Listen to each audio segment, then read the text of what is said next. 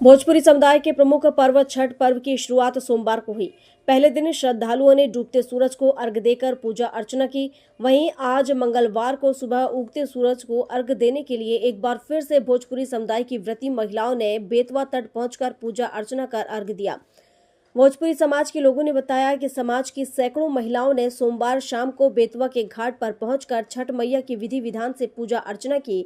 इसमें महिलाओं ने लगातार 36 घंटे तक निर्जला व्रत रखा और शाम को बेतवा किनारे पहुंचकर करीब 1 घंटे तक पानी में खड़े होकर पूजन किया।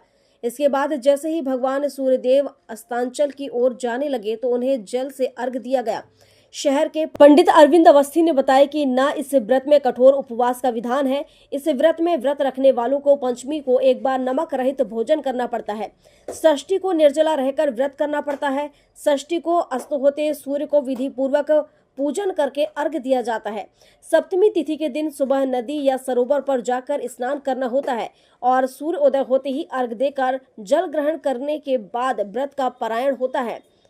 भोजपुरी समाज के लोगों ने बताया कि सोमवार शाम को अस्त होते हुए सूर्य की पूजा करीब 1 घंटे तक चली। इसमें महिलाएं अस्त होते हुए सूर्य को अर्घ्य देने के बाद गोलाई में घूमते हुए उनकी परिक्रमा भी लगाती हैं। इस पूजा में एक नियम यह भी है कि जिस घर में जितने पुरुष होते हैं उस घर की महिलाएं अपने घर से उतने ही सूपे सजा कर लाती हैं।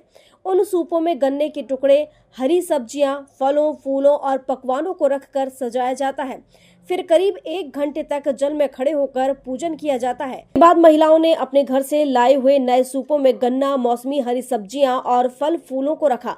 अपने घरों से बनाकर लाए पकवान भी सूपे में रखे गए और सभी का भोग सूर्यदेव को लगाकर उनके परिवार की सुख समृद्धि और पुत्र प्राप्ति की कामना की गई। जिसके घर में जितने पुरुष थे उतने सूपे में पकवान सजाकर महिलाएं लाई थीं।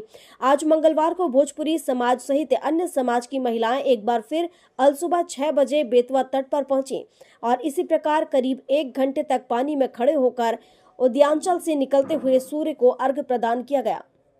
गंज बसौदा से ओम प्रकाश चौरसिया की रिपोर्ट।